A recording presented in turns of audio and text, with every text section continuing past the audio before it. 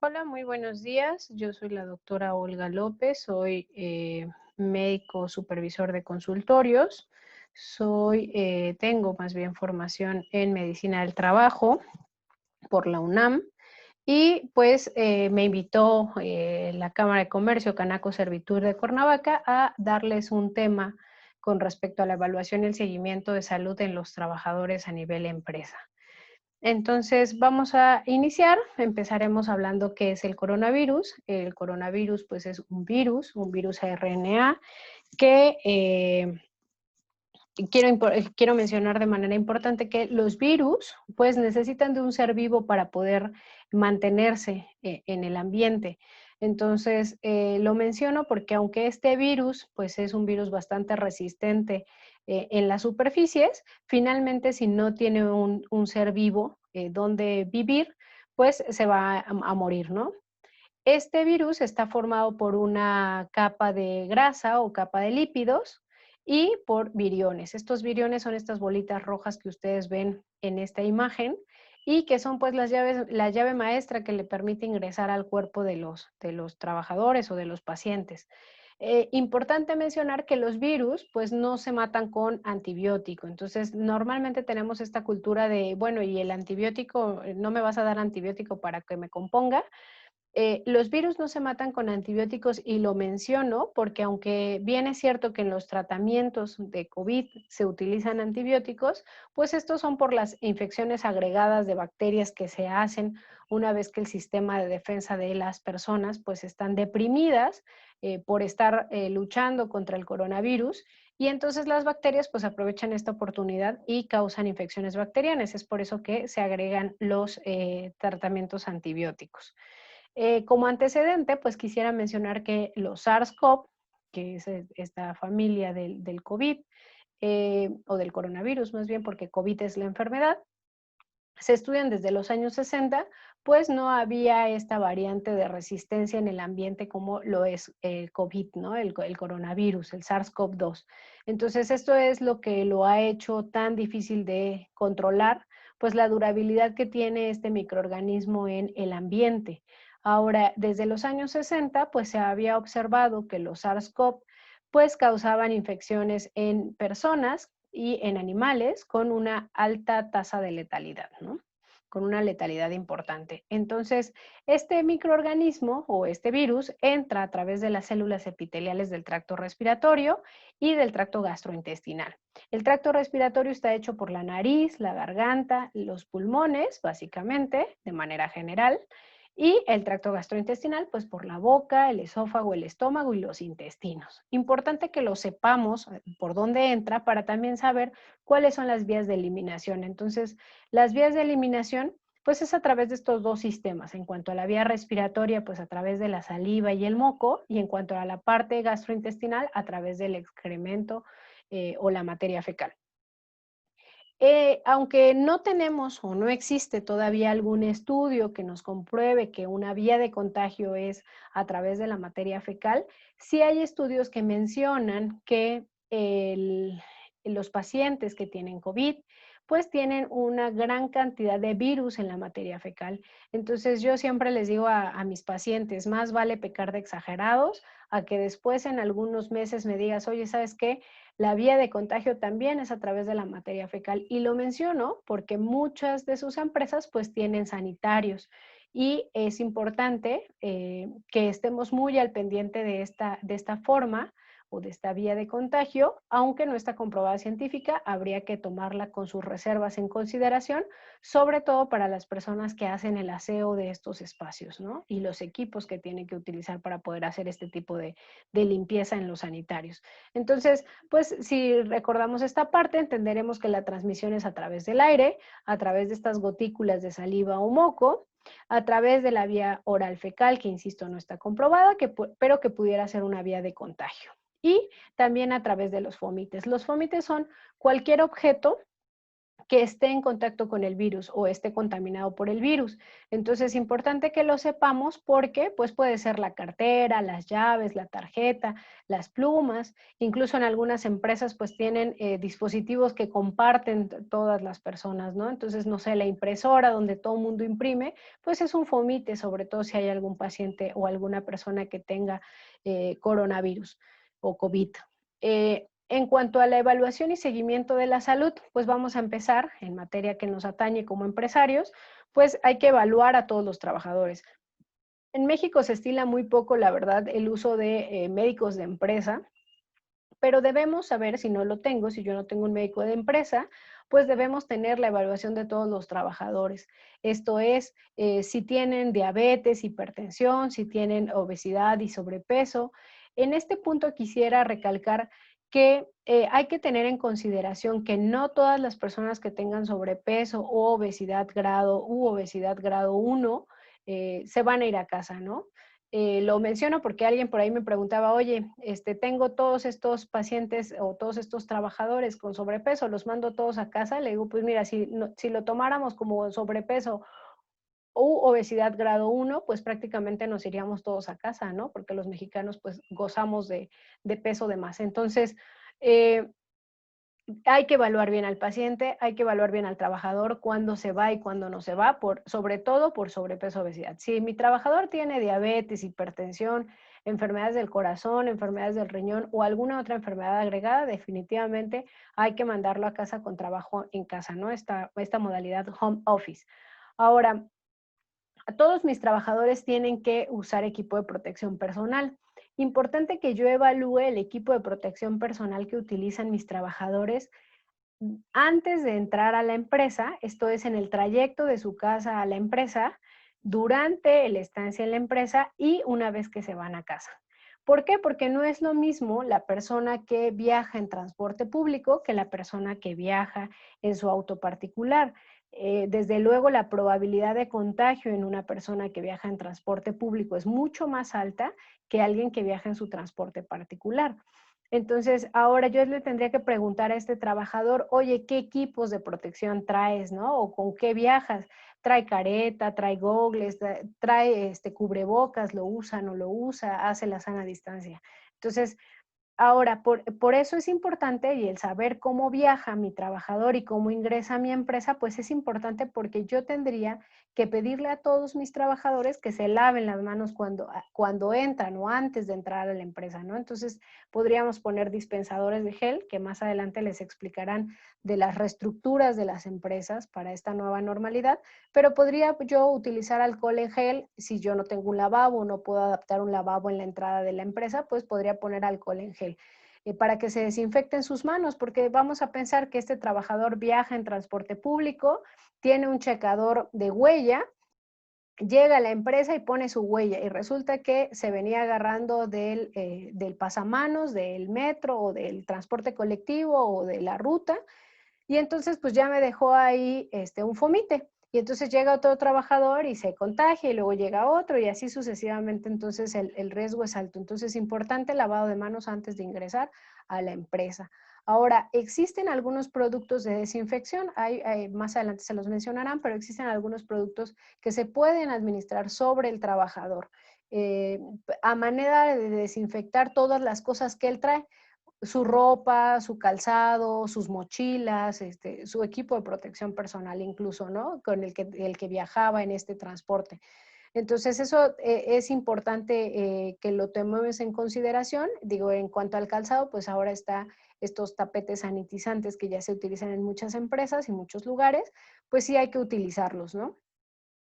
Ahora, aquí el control de temperatura es importante que yo se lo realice al trabajador antes de entrar a la empresa. Incluso si hay un transporte, porque hay empresas que tienen transporte para sus trabajadores, tengo que tomarle la temperatura antes de que se suba al transporte de empresa, ¿no? Quisiera mencionar aquí que hace poco yo veía en las redes sociales que decían, oye, no te dejes tomar la temperatura con estos termómetros infrarrojos porque, bueno, casi te roban las ideas o te dejan secuelas de salud muy graves. Quiero comentar que estos termómetros se han utilizado desde hace muchos años por parte médica o por el área médica Obviamente se ponen de moda ahora que está lo de coronavirus, pero los hemos utilizado, insisto, por muchos años y no hay un efecto nocivo en cuanto a la salud, ¿no?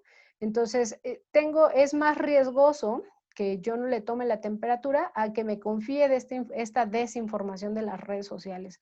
Entonces, sí quisiera mencionar la importancia de que ustedes como empresarios, administradores o reclutadores, pues estén capacitados no en función de los memes y lo que surge en las redes sociales, sino más bien de información científica, ¿no?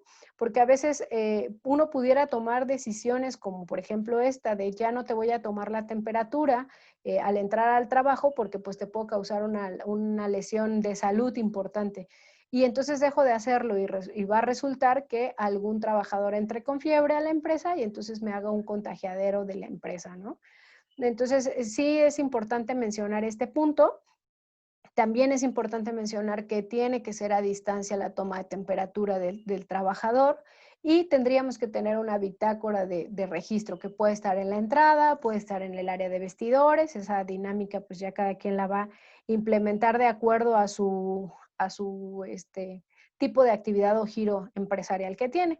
Y la sana distancia, ¿no? Es importante tener, si es un corporativo, si es una empresa con muchos trabajadores, una micro, una mediana, una gran empresa, pues tengo que tener estos espacios de distanciamiento, ¿no? Hace poco me invitaban a ir a hacer un diagnóstico en una empresa y yo observaba que uno de los trabajadores que está sentado en la computadora pues no traía cubrebocas.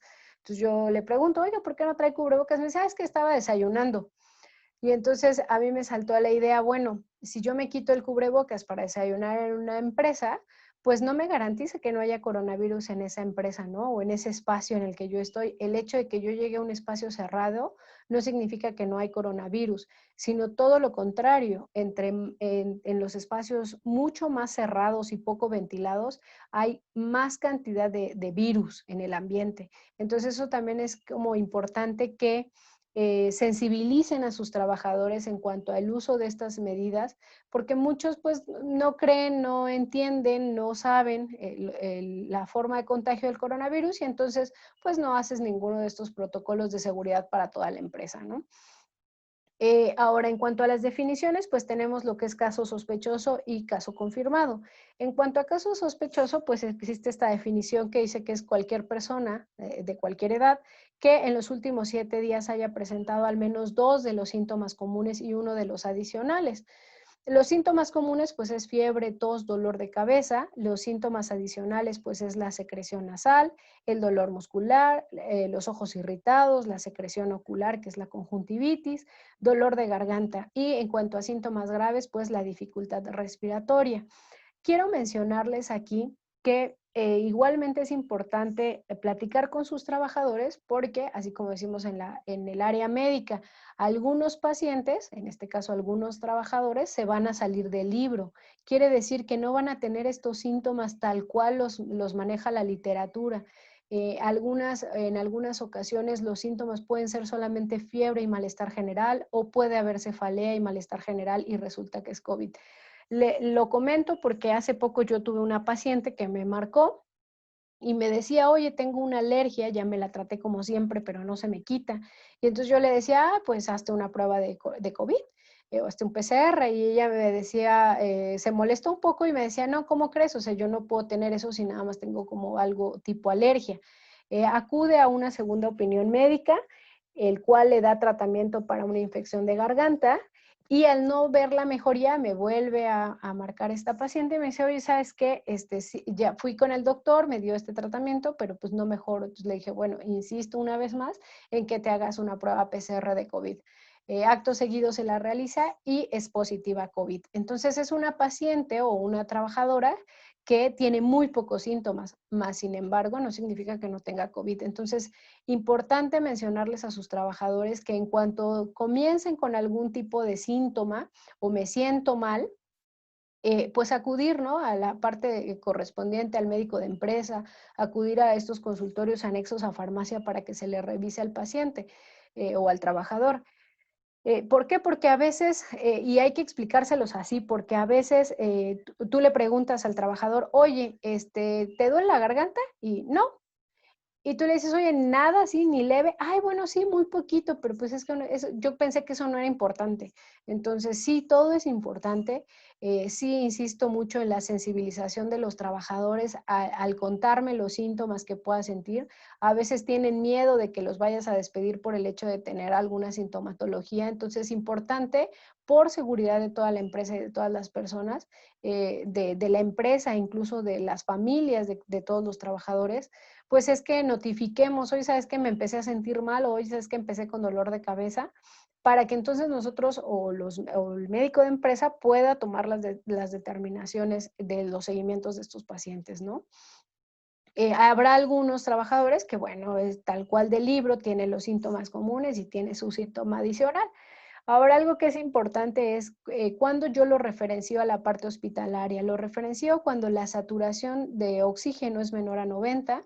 Esto se toma a través de este oxímetro de pulso, que también están muy de moda en las redes sociales, que es este como clip que coloco en mi dedo y me da la saturación de oxígeno y la frecuencia cardíaca, que es cuántos latidos tengo yo. Eh, si hay opresión en el pecho, si hay dolor de pecho, si tiene estas sibilancias, los pacientes normalmente lo refieren como un gatito que tienen en el pecho. Es básicamente que se escuche como un silbido.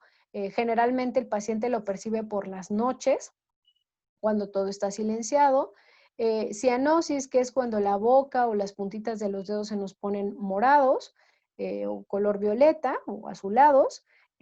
Vómito y diarrea persistente, porque es importante que si ya se le dio tratamiento, no se remite el vómito, no se remite de manera adecuada la diarrea, pues hay que llevarlo al hospital por el hecho de la deshidratación, ¿no? Y los síntomas neurológicos, en cuanto a síntomas neurológicos, pues de manera general, pues son alteraciones anormales, una irritabilidad anormal de parte del trabajador, el hecho de que se le olvide dónde está, quién es, quiénes son sus jefes, quién es el presidente de la República, qué fecha es hoy, ¿no? Esos serían preguntas básicas que pudiéramos hacer para evaluar la parte neurológica. El estudio neurológico pues es mucho más completo, pero de manera general yo le puedo hacer ese tipo de preguntas a la persona, y si yo lo noto desorientado, inmediatamente lo tendría que referenciar al hospital. En cuanto a casos confirmados, pues es toda aquella persona que yo ya le hice una prueba PCR. Aquí quisiera mencionar estas pruebas rápidas que muchas personas me preguntan, o muchos empresarios de repente me dicen, oye, ¿y si se la hago? Es más barato, me decía un conocido que tiene una empresa grande, ¿no? Me dice, oye, es que me sale carísimo porque una prueba PCR me cuesta 3,000 pesos aproximadamente, y una prueba rápida me cuesta 700, 800 pesos. Lo menciono porque las pruebas rápidas son muy poco sensibles. Entonces, lo que puede ocurrir con este tipo de pruebas es que nos confunda más. Hace poco en las redes sociales alguien me escribía y me decía, oye, tengo un trabajador que tuvo dolor de cabeza y fiebre 2 días, se le quitó, le tomó prueba PCR y sale positivo, pero él ya no tiene ni un solo síntoma. Entonces, ¿lo regreso o no lo regreso a la empresa? Porque ya no tiene síntomas. Entonces yo le explicaba, la prueba rápida, pues en realidad es como si no le hubieras hecho absolutamente nada.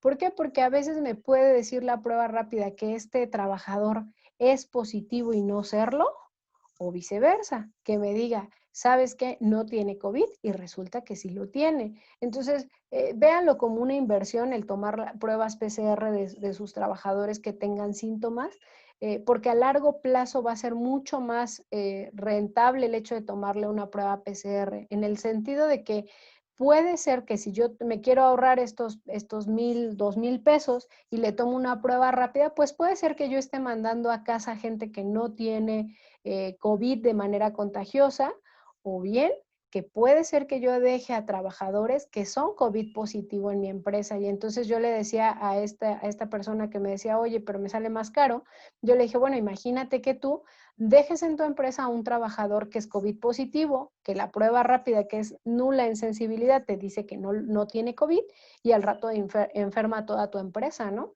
El gasto a largo plazo va a ser mucho más fuerte que si tú inviertes en una prueba PCR, ¿no? Y que puedes deducir aparte en tu empresa. Entonces, dejo aquí una nota aclaratoria. Estas definiciones operacionales pueden cambiar, digo, la de caso sospechoso cambió del inicio de la pandemia a lo que tenemos ahora. En inicios de la pandemia te decía, caso sospechoso es aquella persona que viajó al extranjero o que estuvo en contacto con gente que fue al extranjero. Hoy sabemos que no es así, no es necesario haber ido al extranjero, incluso, digo, muchos lo estamos viviendo, gente muy cercana a nosotros pues ya salió positiva a COVID, no sé, el vecino, el compadre, el primo, el hermano, el cuñado, resulta que ya fueron positivos a COVID. Entonces, importante mencionar esta parte porque puede ser que más adelante me cambie un poco o cambie mucho la información que se les está dando sobre COVID y a veces crea confusión, ¿no? O sea, a veces me dices, oye, pues tú me habías dicho una cosa y ahora me estás diciendo otra completamente diferente, o ya le agregaste algo más, como ocurrió, por ejemplo, en el caso de casos, en la definición, perdón, operacional de caso sospechoso. Pues ahora ya le agregamos que no importa si viajaste o no, o sea, tienes síntomas, pues puede ser un caso COVID. Entonces, lo menciono nada más para puntualizar ahí. Ahora, ¿qué pasa si yo ya tengo un trabajador o vamos a pensar, les voy a poner un ejemplo.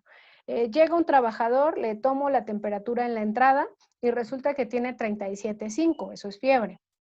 ¿Qué tengo que hacer? ¿Ahora qué hago? Pues si no trae cubrebocas, de manera inmediata le tendría que poner un cubrebocas, lo tendría que aislar. Si yo soy una empresa corporativa grande, tendría que tener un espacio donde el médico de empresa únicamente me revise a los pacientes sospechosos de COVID y alguna otra área para los pacientes de la empresa o los seguimientos de salud de la empresa de aquellos que no son sospechosos de COVID. Si yo no tengo esta parte o mi empresa no es tan grande, yo no tengo este médico de empresa, yo no tengo estos espacios, pues lo que tengo que hacer es le pongo el cubrebocas y lo referencio a algún consultorio médico o a alguna atención médica. Puede ser algo tan simple como referenciarlos a estos consultorios anexos a farmacia. Importante que no se quite el cubrebocas y que yo le explique que es importante que se lo deje, ¿no? Y después seguramente lo van a mandar a aislamiento a casa. Algo que también es muy importante es que el aislamiento en casa es eso, un aislamiento en casa. A veces el trabajador tú lo mandas a casa y cree que está de vacaciones, entonces sigue haciendo su vida normal, no se cuida, no sigue las medidas de seguridad. ¿Por qué lo menciono? Porque puede ser el caso de que mi trabajador termina su proceso de virulencia de COVID, su enfermedad la resuelve adecuadamente, pero resulta que me enfermó a la esposa y a los hijos. Y entonces este trabajador regresa en este periodo de 21 días a la empresa y es un fomite con pies, ¿no? Todo su esposa está enferma y sus hijos están enfermos. Entonces ustedes imagínense cómo vendrá la mochila, cómo vendrá la ropa, cómo vendrá hasta el cabello, ¿no? Del trabajador. Pues obviamente con una carga viral alta porque toda la familia está enferma. Entonces es importante que se le explique al trabajador que si se va a casa se puede ir con esta modalidad home office. eh, y tendría yo que darle el seguimiento de cada uno de sus síntomas para ver si puede seguir brindando el trabajo a través del home office en casa, si tiene síntomas leves, y obviamente si tiene síntomas graves, pues ya no podrías estar haciendo esta parte de home office, ¿no? Entonces yo tengo que estar al pendiente de los síntomas de mi trabajador, explicarle que una vez que llega a su casa tiene que hacer el confinamiento en un espacio especial para él. Hace poco yo tenía un compañero, un colega que me dice, oye, ¿sabes qué?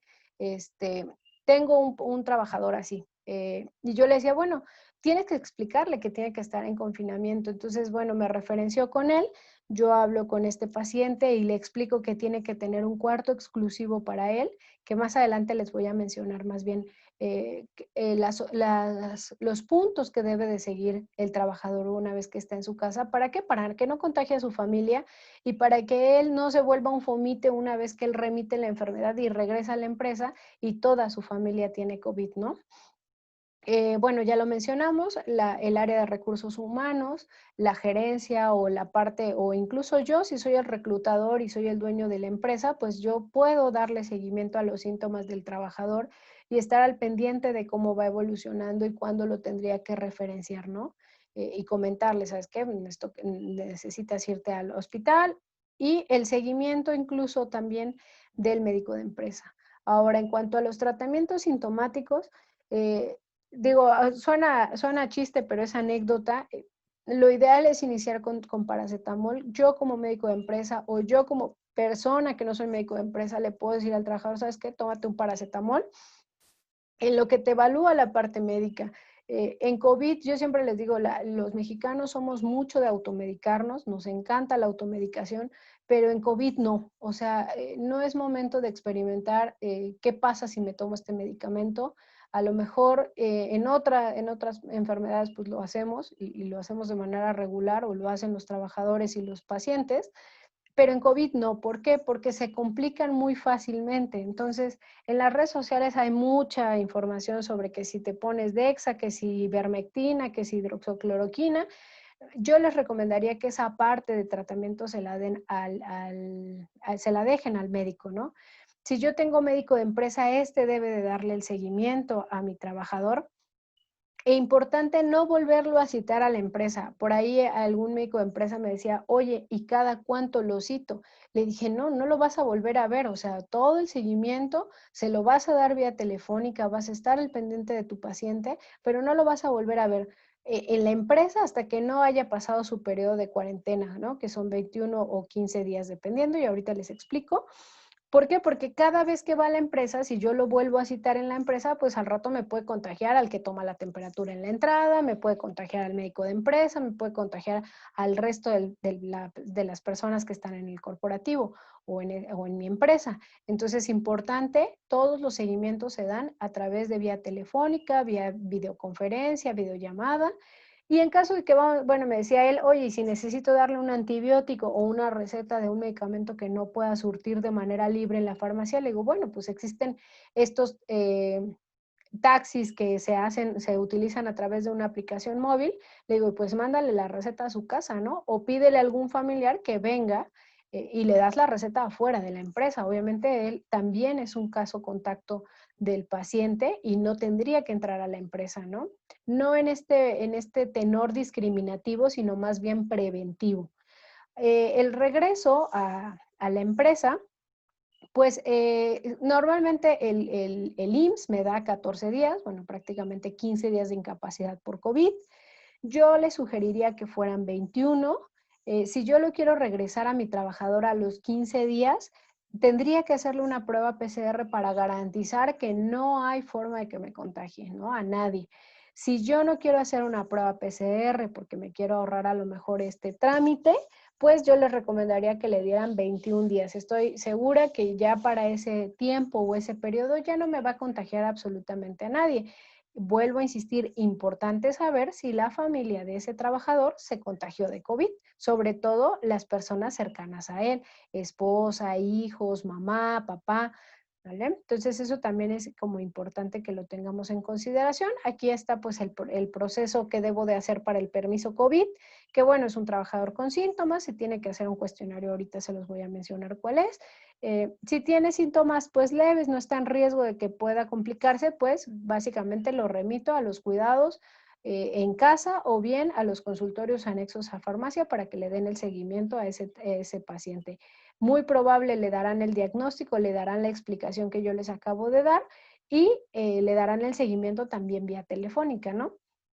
Y ahora, si es un trabajador que tiene riesgo, pues obviamente se tiene que referenciar a la unidad hospitalaria. Siempre se debe de notificar al patrón y se deben asignar, en caso de que requiera atención hospitalaria, pues se debe asignar el subsidio, ¿no? de este trabajador. Ahora aquí les pongo pues el algoritmo que usa la Secretaría de Salud y el estudio de caso que todos llenan o que todos llenamos de estos pacientes sospechosos. Entonces, he de felicitar a Secretaría de Salud en el sentido de que yo todos mis pacientes que he visto que no están asegurados, los he referenciado con este formato de caso sospechoso al correo electrónico de la jurisdicción estatal y jurisdiccional, y los han muestreado en un periodo máximo de 72 horas. Entonces yo mando el estudio de caso, los médicos, insisto, anexos a farmacia tienen este conocimiento, los médicos de empresa deben tener este conocimiento de este llenado de formato y el proceso que se debe de seguir, también incluso con parte del IMSS, ahí pues habría que revisar las variantes, donde yo lleno estos datos que aparecen en este estudio de caso y lo referencio. En cuanto a la Secretaría de Salud, pues le toma las muestras, lo cita, le toma las muestras y le da el resultado al paciente. Importante también que yo le mencione al trabajador que me debe de informar eh, ¿qué resultado le dan? Porque el resultado es confidencial y solamente se le da al trabajador. Entonces, eso es importante, que él me cuente a mí si es positivo o no su muestra. Si no es positiva, pues entonces lo puedo regresar mucho antes. Si su prueba es positiva, pues tendría que esperar de preferencia los 21 días que ya les comenté. Y bueno, las recomendaciones, esto es lo que les comentaba, las recomendaciones que se le dan al trabajador para ir a casa, pues es el aislamiento estricto en la casa por 14 días mínimo, de preferencia 21, mantener la sana distancia con las personas que están en su domicilio, utilizar cubrebocas, debe de utilizar cubrebocas el trabajador, incluso en su casa, si por ejemplo tiene su habitación exclusiva, que yo le recomendaría que así fuera, que si yo tengo un caso sospechoso en la familia, tiene que, o en un trabajador, vamos a plantearlo en la familia, yo le tendría que crear o de preferencia establecer un cuarto para el paciente sospechoso de COVID. Entonces, este cuarto tiene que tener lo mínimo necesario, esto es la cama y una mesita. ¿Por qué? Porque si recordamos que los fomites, que son estos objetos que se contaminan, y yo tengo un cuarto lleno de cosas, pues definitivamente tengo un fomite o una fuente de contagio importante ahí para el resto de la familia. Entonces, importante que tenga un espacio aislado, que obviamente esté limpio, que él pueda ser atendido.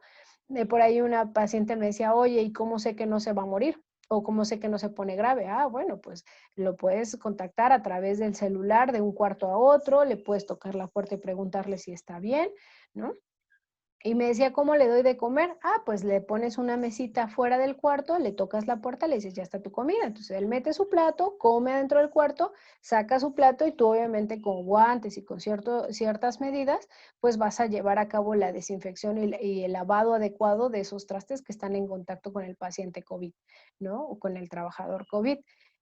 Pues él tiene que tener higiene de sus espacios. Si, por ejemplo, me decían, oye, si tengo un mismo baño para todos, ah, bueno, pues el paciente tiene que usar cubrebocas para ir al baño, realizar sus necesidades. Si se bañó, pues el paciente mismo tendría que colocar alguna sustancia desinfectante en el baño una vez que termina de utilizarlo, ¿no? ¿Para qué? Para que la familia pueda ingresar al baño sin el riesgo de que se vayan a contagiar. En cuanto a la alimentación saludable, pues bueno, puede comer de todo el paciente o el trabajador y recomendable utilizar, incluso para aquellos que no tenemos COVID, utilizar algún suplemento o alimentos ricos en vitamina A, C, D y zinc. Fortalece el sistema de defensa, nos ayuda a la regeneración de los tejidos. Entonces hay combinaciones en las farmacias, hay combinaciones de vitamina C y zinc. La vitamina C es ácido ascórbico, entonces dice ácido ascórbico y zinc, vitamina A, D y tendría yo que agregarle la vitamina C y el zinc.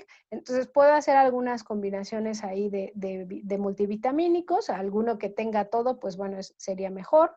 Y bueno, ya lo comentamos, ¿no? De preferencia el uso de dormitorio exclusivo de los pacientes. Bueno, pues hasta aquí sería todo lo que espero que les quede claro, que bueno, al menos hayamos resuelto algunas de las dudas. Cualquier duda, comentario que exista de manera ya particular en cada una de sus empresas, con muchísimo gusto las resolvemos a través de Canaco Servitur de Cuernavaca. Háganles llegar sus preguntas o sus comentarios a la Cámara de Comercio y ellos desde luego me harán saber a mí sus dudas, inquietudes y ya las resolvemos de manera particular dependiendo de cada uno de los giros o en alguna cuestión con sus trabajadores. Les pongo aquí pues los datos de alarma para la atención inmediata de los pacientes. En caso de que estén graves, pues es el 911 o este número 800 que está aquí en la pantalla. Muchas gracias.